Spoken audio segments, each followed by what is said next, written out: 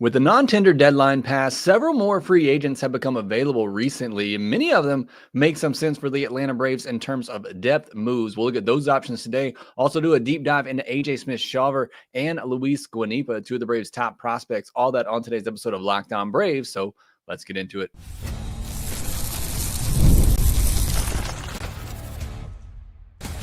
You are Locked On Braves, your daily Atlanta Braves podcast. Part of the Locked On Podcast Network, your team every day. Hey, and welcome back to Locked On Braves, part of Locked On Sports Atlanta, where we cover your favorite Atlanta sports teams each and every day. I'm your host, Jake Mastriani. You can follow me on social media at ShortstopBall. Check out the podcast there at LockedOn_Braves. If you're new and watching this on YouTube, please do me a favor. Hit that subscribe button, hit that thumbs up button, and leave me a comment down below. I know it sounds like a lot, but it's not, and it really helps out the show a ton. Whenever you do that, you listen on the audio version, you can help out by leaving me a 5-star review on Apple, Spotify, or wherever you get your podcasts. And thank you so much to all my everydayers out there who continue to listen to us throughout the offseason. I really do appreciate it a ton. Today's episode, it is a Minors Monday episode. We're going to take a look at AJ Smith-Shawver and Luis Guanipa, one of the better pitching prospects in the system, one of the better hitting prospects in the system. So excited to do a deep dive into those two players. But we're also going to take a look at the guys who got non-tendered and which one of them, multiple of them, makes sense for the Atlanta Braves. Get some of your feedback on that as well. And we got a big free agent signing, not for the Braves, but hopefully we're starting to see some traction being gained for the free agent market out here with the Angels making a big sign for a starting pitcher on Monday. Today's episode is brought to you by Gametime. Download the Gametime app, create an account, and use code LOCKEDONMLB for $20 off your first purchase.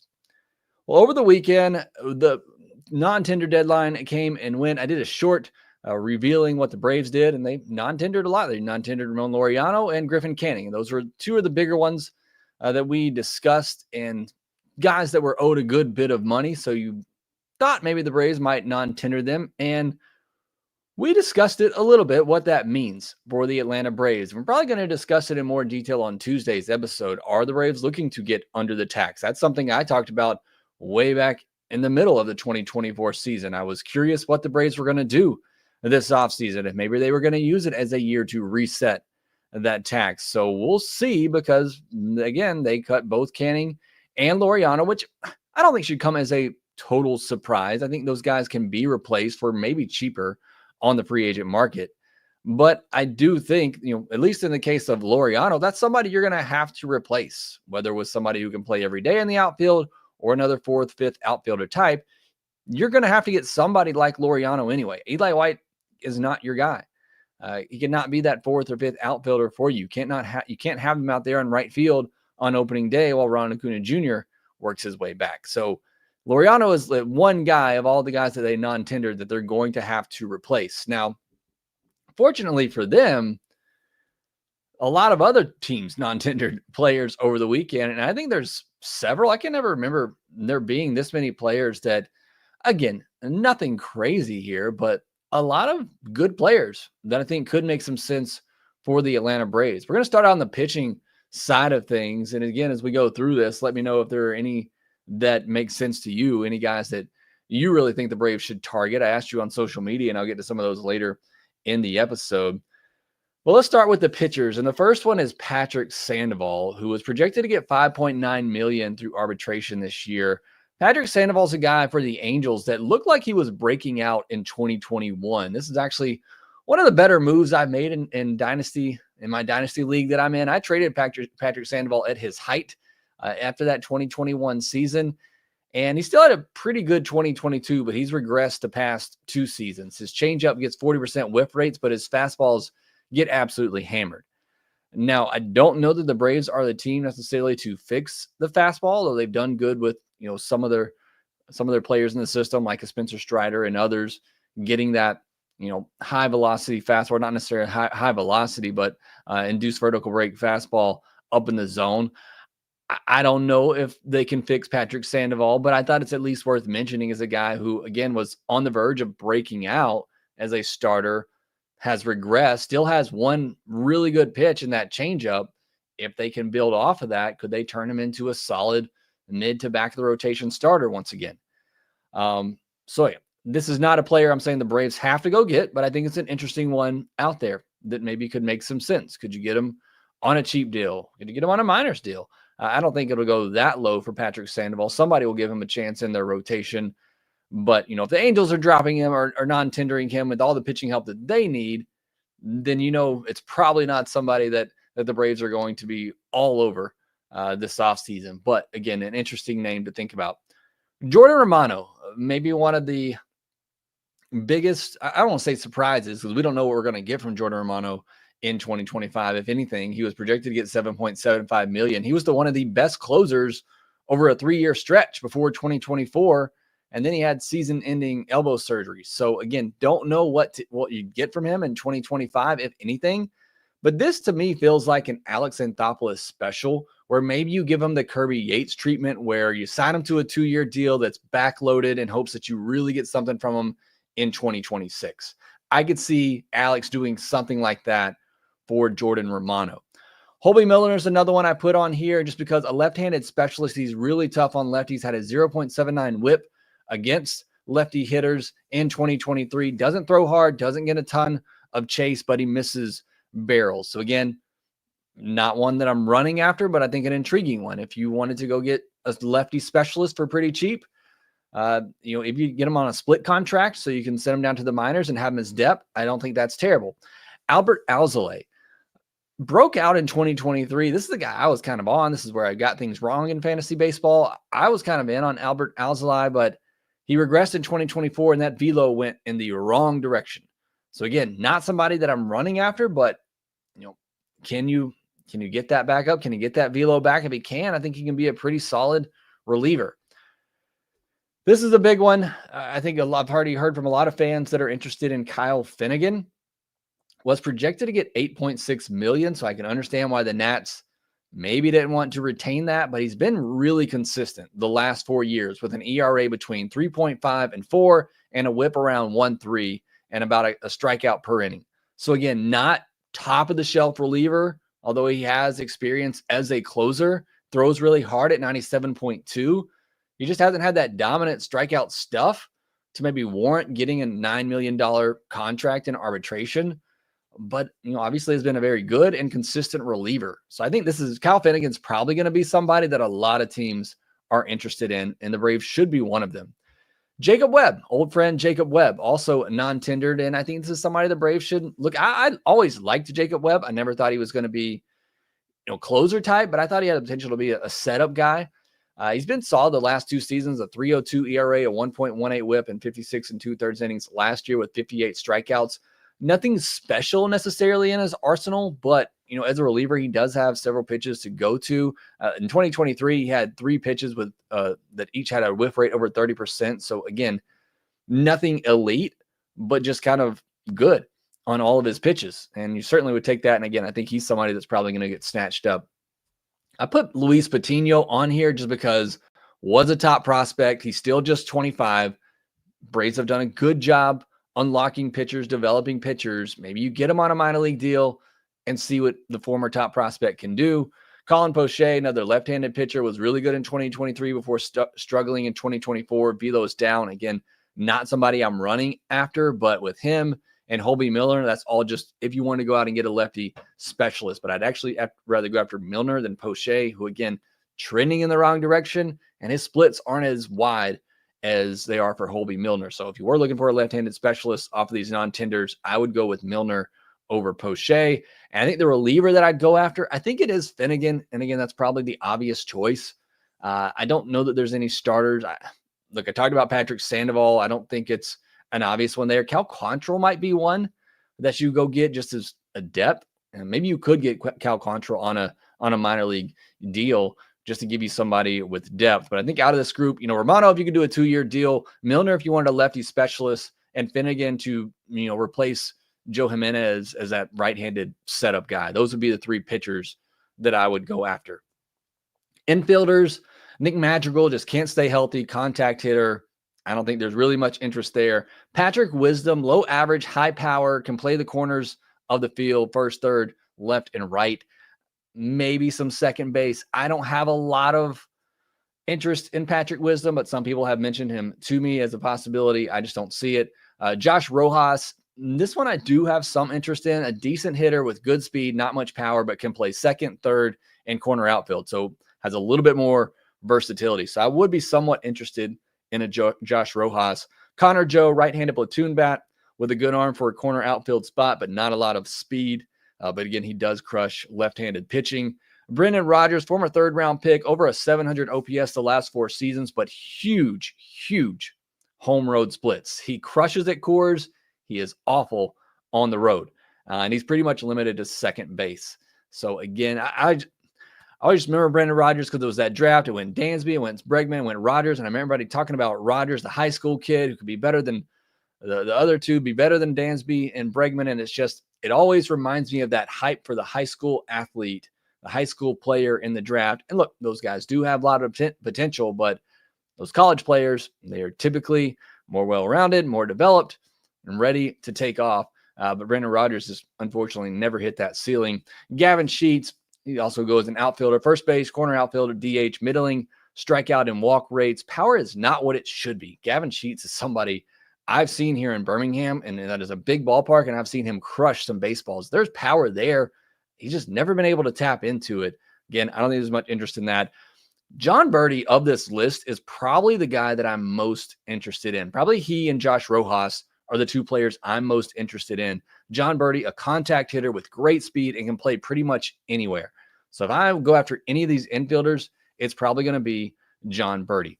All right, I've spent a lot of time on that. I want to go over the outfielders too, but I'll go into them in more detail, and we'll do that here next.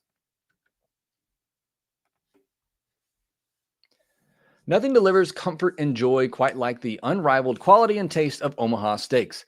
This year, skip the holiday hustle and bustle and save 50% off statewide during their cyber sale at omahasteaks.com. Plus, get a $30 reward card when you shop early and score an extra $30 off with promo code MLB.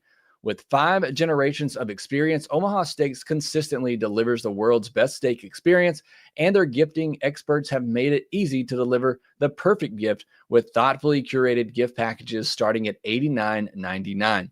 From legendary steaks to mouth-watering desserts and more, save 50% off statewide during the cyber sale at omahasteaks.com. Plus, our listeners get an extra $30 off with promo code MLB and a $30 reward card when you shop early. That's 50% off omahasteaks.com and an extra $30 off with the promo code MLB. Minimum purchases may apply. Thank you as always for making Locked On Braves your first listen of the day. Go check out Locked On MLB for your second listen. We're slowly catching up on everything happening around Major League Baseball this offseason. Check that out on YouTube or wherever you get your podcasts. Part of Locked On Podcast Network, your team every day. As I said earlier, unless something big happens, which I would love for something big to happen on Tuesday's episode, we'll probably take a look at the budget again and if the Braves are perhaps going to try to stay under the tax and the unusually slow start to the offseason for Alex Anthopoulos. We'll discuss all that on Tuesday's episode. I want to get back into the players who are non-tendered, though, and finish it off with the outfielders. And obviously, Ramon Laureano is near the top of that list and a guy that the Braves non-tendered. I would not be surprised if they brought him back at maybe $3 million, $4 million, try to save a couple there of what he was projected to get, around $6 million. Mike Tauchman, projected to get $2.9 million. That's not a lot. This guy is an on-base machine from the left side. 13.4, 14, 12, 12.6, 11.5, 10.8, and 15.6 are the walk rates for Mike Tauchman over 7 seasons. Now, he might only hit 245 with a little power and little speed, but the man just gets on base. I watched the Red Sox documentary not too long ago on Netflix. You haven't checked that out. They did a really great job on it. But it took me back to the Moneyball days where all the talk was, can he get on base? Can this guy get on base? Mike Tauchman gets on base. And look, the game has kind of changed more from just on base to slug, but certainly the Braves could use some more guys who just get on base. And I'm not saying, like, if they go get Mike Tauchman, there's been questions about what is the Braves' offensive philosophy going forward? Do they try to switch things up a little bit now with a new hitting coach? If they were to go out and get a Mike Tauchman, that would signal to me that they are starting to shift to a more on-base oriented type of team because, again, Tauchman doesn't bring much else for you. Not a great defender, not a lot of speed, not a lot of power, but he's going to get on at a 340, 350 clip. And that's very valuable and certainly could use that. Again, I don't know that you'd bring him over and be a starter, or maybe he's a starter until Acuna comes back and then just becomes a solid bench guy for you that can come in, get on base, put the ball in play, something like that. But I think he's interesting. Now, the one Braves fans are probably interested in the most is Austin Hayes. Projected to get $6.4 million. He is a lefty killer, 941 OPS against lefties last year with a 537 slug compared to a 568 OPS. So he almost slugged higher than he OPS'd against righties and had a 320 slug against right-handed pitches. Strong arm, okay speed, but not a stolen base threat. He can steal a bag for you, but certainly is not his game. So Austin Hayes could be that replacement for Ramon Laureano, for an Adam Duvall, as somebody that just does absolutely crush left-handed pitching. So he makes a lot of sense. He probably makes the most sense out of any of these non-tendered candidates is Austin Hayes. Brian De La Cruz, another one, great arm, good speed, not a stolen base threat, strikes out a lot, doesn't walk. If you can cut the strikeouts back down to around 22% where it was before last year, potential 250 hitter with 20 home run power. It's still relatively young. Again, I don't think the Braves are going to take a chance on him, nor am I saying they should, but it does have some skill. And the last one on here is Dylan Carlson. Can you fix him? That is the question. Once a top prospect, switch hitter, still just 26 years old, but he's got -1 F4 over the last 2 years, and that's after 2.4 F4 in 2021 and 1.9 in 2022. So top prospect had shown some signs of being a 2 to 3 WAR player, but then has really taken steps back the last 2 years. Strikeout rate ballooned to 28% last year after sitting around 20% the previous 2 years. So this is a project for sure. I don't know how many more projects the Braves can take on. They already have Jared Kelenic, a former top prospect, trying to fix him. And Braves haven't necessarily been known for fixing hitters, but Dylan Carlson would certainly be that. He is, again, a guy that a switch hitter, top prospect. If you can turn things around, certainly there could be some upside there for a Dylan Carlson. All right, let's take a look at the Minors Monday segment where we're going to be talking about AJ Smith-Shawver and Luis Guanipa. So excited to get into both of these guys. We'll do that here next.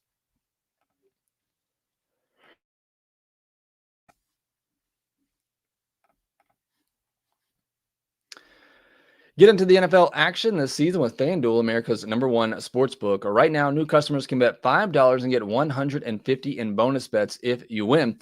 The FanDuel Sportsbook app gives you everything you need to place live bets on the NFL all in one place. So when you get a hunch in the middle of the game, you can check out the latest stats, view the live play-by-play, and so much more on the same page where you place your bets. Just visit FanDuel.com to join today. You'll get started with $150 in bonus bets if your first $5 bet wins. That's FanDuel.com. They have the World Series odds out there. Your Atlanta Braves still have the third best odds. Nothing's really changed this offseason.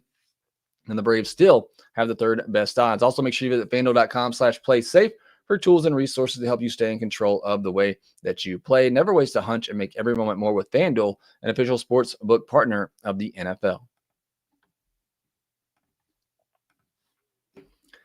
AJ Smith-Shawver has been one of the top prospects for the Atlanta Braves for several years now. In my opinion, got rushed through the system. Now, it was somewhat warranted because he earned it. He was pitching great, and the Braves had a need. But I think in retrospect, we would have much rather, it would have been more beneficial for him to just continue to develop at a normal rate at this point. Now that clock's ticking, and everybody's wondering, when is he going to be ready? When is he going to be ready? But this is a guy that didn't have a lot of experience pitching and getting drafted. He just turned 22 on November 20th. He's still a really young guy. And now we're all sitting here waiting. When is it going to happen? When is it going to happen? And that's not fair in my mind for AJ Smith-Shawver, who was a 7th-round pick. Again, not a lot of experience as a starter, gets rushed through the system. And now people are starting to get tired of waiting on a 22-year-old. And I think that's unfair for AJ Smith-Shawver. Now, the reason for that in 2023, a 2.76 ERA, a 1.13 whip, a 169 average against, and 62 minor league innings with 79 strikeouts. Only 4 home runs allowed in the minors that year. That's a key stat for AJ Smith-Shawver. Last year at the minor league level, a 4.85 ERA, a 1.24 whip, 213 average against, 89 innings, 108 strikeouts, 40 walks, 21 home runs given up. That's been the clear issue for A.J. Smith-Shawver at the big league level, and then last year at the minor league level are the number of home runs that he's given up. At the MLB level, a 3.64 ERA, a 1.11 whip, 188 average again, so those are all good numbers. 29 and 2/3 innings, 13 walks to 24 strikeouts. A.J. Smith-Shawver's also had some experience in the postseason already. A 13.5 ERA, a 2.00 whip, 4 innings pitched, 7 hits, 1 walk, 4 Ks, 4 home runs, and 4 innings pitched in the postseason for A.J. Smith-Shawver. Fastball, anywhere from 92 to 99. And I say that, somewhat laughing because there's no consistency with his velocity on any of his pitches. And it's a guy that can touch 99. He can touch 100, but then he might throw a fastball that's 92. And I don't think it's intentional. I think it's a kid that is still learning how to pitch and is learning his mechanics, and they're just not the same every time. It's the same reason why you can see him throw a beautiful changeup one pitch and he spikes it in the dirt, 50 feet. The next pitch is just, I think it is a young kid, doesn't have a lot of experience on the mound, and is still trying to figure things out and find some consistency with his mechanics. And if he can do that, and, the fastball becomes something that we see more in the 95 to 97 range, and he averages 96 with it, I think we still got a guy that's a top of the rotation pitcher. The changeup is nasty. That's something we saw in spring training last year, and it ended up being his biggest secondary last season. And it's a really good pitch. He's pretty much faded the slider at this point, which was the secondary coming up. And he throws that curveball. I don't know if it's intentional or not, but he throws that curveball at the top of the zone a lot, to the point where it almost has to be intentional, but it works out for him a lot of the time. And again, I don't know with A.J. Smith-Shawver. And I went back and watched his 2 starts at the major league level from this past year, the one against the Cubs and the one in the postseason. And I saw some really good stuff in both of those outings. But again, it's the same thing I just talked about. He might throw a fastball 92 one pitch. It might be 97 the next. He might throw a beautiful changeup one at bat, and the next time he throws it, he spikes it in the dirt. And it's like 2 good, 1 bad, and there's just not enough consistency. I feel like he's gotten better control. I feel like he's throwing more strikes, or he's able to throw strikes. And with his stuff, it doesn't have to be command necessarily. He just needs to throw strikes, but it can't be just this wide range of velocities and locations. And so again, I think that's more just mechanics and a guy that is still learning to pitch and be able to repeat his mechanics. So I'm still high on A.J. Smith-Shawver.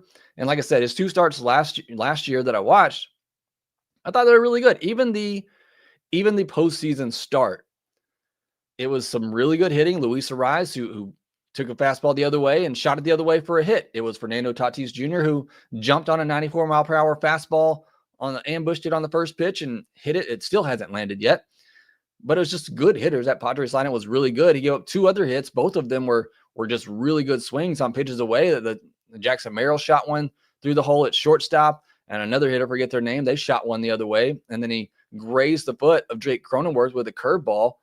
I saw good stuff in that. It's just the consistency pitch to pitch. You don't know what you're going to get. So I think there's obviously still more development that needs to happen with A.J. Smith-Shawver, but I still believe that the ceiling is high. And I just think he needs that time to develop. He's still a 22-year-old. He should still be just now getting up into AAA and continuing to develop as a pitcher. But because they rushed him through, his clock started, and now we're all waiting on that breakout for A.J. Smith-Shawver to happen. He also got hurt after that start in May. He made the 1 big league start. Again, looked good, positive start, but then he gets hurt. He doesn't pitch for a month and a half. And then when he comes back, his innings are limited. He's only going 4 innings a start. And then he made 6 starts in minor leagues at the end of the year, where he went 6, 5 2/3, 5, 7, 6, and 6 innings. He had a 3.79 ERA over 35 2/3 innings in that stretch with 41 strikeouts. He gave up 1 home run or less in 5 of those starts, and the other one he gave up 4 home runs. So again, the home runs are still an issue for him. That's something he has to get figured out. But I'm still very high on AJ Smith-Shawver as a starter. Other prospect I looked at this week, Luis Guanipa, 5'11", 188 pounds, turns 19 in December, so still very young. Biggest international signing in the 2023 class at $2.5 million. 2024 played 52 games, /219, 286, 291, 2 homers, 18 walks, 45 strikeouts. He was delayed to begin the season with an injury, 10 stolen bases, but at the rookie level in 20 games, which is where he should have been this year, he crushed it there, 282, 346, 451. So they moved him up because he was just dominating there. He gets to Augusta. In the 32 games, he slashes just 184, 250, 200, 2 doubles, 11 walks to 35 strikeouts, 6 stolen bases, and 4 caught stealing. So again, was dominating the rookie level. I understand, and he was delayed to start the season because of an injury. So I understand wanting to aggressively push him up because he was dominating the level that he was at, which is where he should have been. But then you move him up a level to a level that he's not ready for, and he gets dominated. So not surprised on either of those. I'm not surprised that he was dominating at the rookie level, and I'm not surprised that he got dominated at Augusta. But certainly that's where he's going to go back next year, and you want to see some major improvement. Now, the stance for Guanipa, he starts close, and then he swings, and I don't know if it's the camera angle, but it looks like he's drifting away from the plate. And as a result, he clears his hips and his front side, and he can't get into anything on the outside. It's a swing for a dead pull power hitter. And maybe that's what he becomes, because you just look at Luis Guanipa and he looks like a stud. And it looks like a guy that could become a corner outfielder that hits 25, 30 home runs, potentially. But that's what the swing is geared for. And because of that swing, like I talked about, I saw him get rung up on a pitch away that he had to give up on because he was already moving away from the pitch. And it was a breaking ball that broke back to the outside, and he had no chance to get to it. Also saw him swing at a pitch away, and it broke his bat right off the end of it because, again, he's pulling off of it. His whole front half is just pulling off. So there are some things in that swing. And again, I'm not a hitting coach. I'm not a hitting expert by any means, but things that I could see that clearly need to be worked on. My takeaway for Guanipa is that he's one of those players, again, you just look at and they have that look that he can be a stud someday, but clearly there are things left to be improved. I think there's a lot of work that needs to be done with that stance and that swing to get the full potential. And if it happens, I think it's a very high ceiling for Guanipa, potentially a 20-30 type of guy, maybe more than that, maybe 25-30. I think most likely a corner outfield spot as he fills out, but he's strictly playing center field right now. Again, just the body type, I feel like he might grow out of that because, again, with that swing, it's telling me he wants to be a power hitter, but he certainly has to prove that and has to develop into that. But I'm very high on him. Want to see more of him. I want to see him go back and make some adjustments at Augusta this year. I want to see some of that swing get cleaned up a little bit, but I still think, very high limit for both of these guys. Now, quickly get into the news. Braves Hall of Famer Rico Carty passed away over the weekend. Some sad news there. The Angels signed left-handed pitcher Yusei Kikuchi to a 3-year, $63 million deal. So it's a big deal for the Angels. And Buster Olney reported that offers should be coming in soon for Juan Soto this week. So that is good to hear. And hopefully we'll get that name off the board and the free agency can get rolling. So excited to see that happening. All right, I was going to get to some of your comments, but running a little late here and my voice is about to give out. But thanks to AA, BC, 4Putt, and so many others, Doug, Braves Thrills, Chris Hester, Alan Daniel. Thanks all for joining me on today's episode. But that will do it for this episode of Locked On Braves. Make sure that you rate, review, and subscribe to the Locked On Braves podcast wherever you get your podcast. And we will talk to you next time.